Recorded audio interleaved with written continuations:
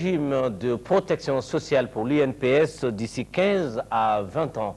Le développement de l'assurance maladie au Mali, l'assurance cotisation et l'assurance capitalisation. Tels sont les principaux points qui ont été débattus au cours de la conférence de presse sur l'entreprise et la protection sociale. C'était hier après-midi à l'hôtel Salam.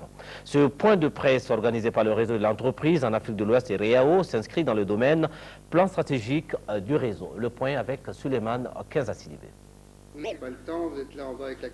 D'après le conférencier, les premières retraites remontent aux années 1673 et cela concernait les invalides de la marine marchande en France. Et le système de retraite obligatoire pour tous les salariés intervint en 1945, toujours en France.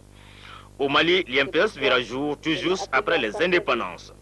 L'Institut de prévoyance sociale offre 4 prestations, dont les allocations familiales, la prévention et réparation des accidents et maladies du travail, la protection vieillesse et invalidité et décès. L'Institut compte 100 000 adhérents. La pension moyenne est de 37 000 francs CFA et le taux de cotisation avoisine les 22%. Le système tel qu'il est conçu aujourd'hui, c'est 5 cotisants pour un retraité. Dans cette optique, quel visage peut présenter l'INPS dans 15 ou 20 ans?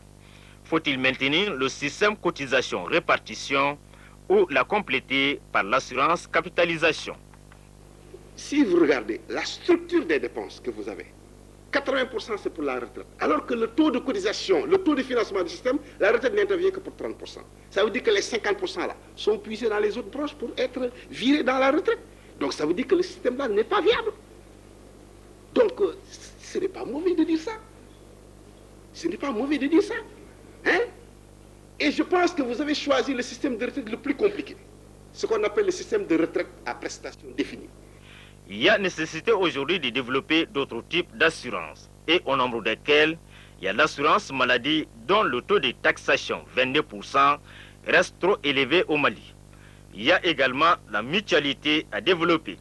Mutuelle, assurance, société anonyme, ce sont des complémentarités nécessaires dans les pays.